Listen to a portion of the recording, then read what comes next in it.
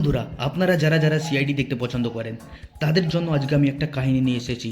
আর এই এপিসোডটা যদি আপনারা একবারও দেখে নেন তাহলে আপনারা আমাকে কমেন্টে এসে বলে যাবেন, হ্যাঁ ভাই একটা এপিসোডের নাম বলেছে। আর বন্ধুরা, এই এপিসোডটা পুরনো হলেও কিন্তু এর স্টোরিতে অনেক দম আছে।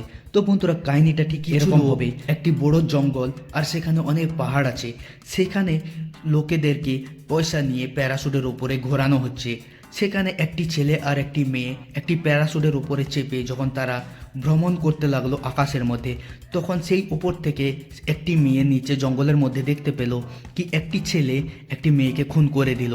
আর সেই দেখে সেই মেয়েটি প্যারাশুটের মধ্যেই বেহোশ হয়ে ওখানেই অজ্ঞান হয়ে যায়। সে যখন অজ্ঞান অবস্থা থেকে ফিরে এলো তখন তারা সিআইডিকে খবর দেয় কি এই জঙ্গলের মধ্যেই একটি খুন হয়েছে।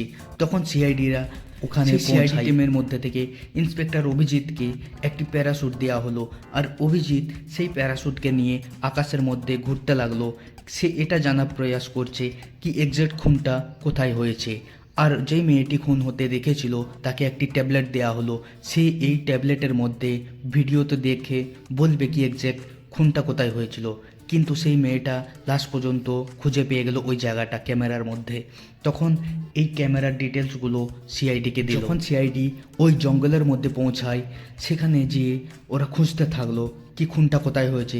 তখন তারা একটি কাপড় পেলো যেটাতে রক্ত লেগে আছে আর কিছু রক্তর দাগ পেল জমিনের মধ্যে।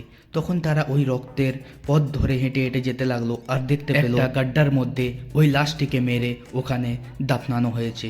তখন সিআইডি বুঝতে পারলো সত্যি এখানে খুন হয়েছে।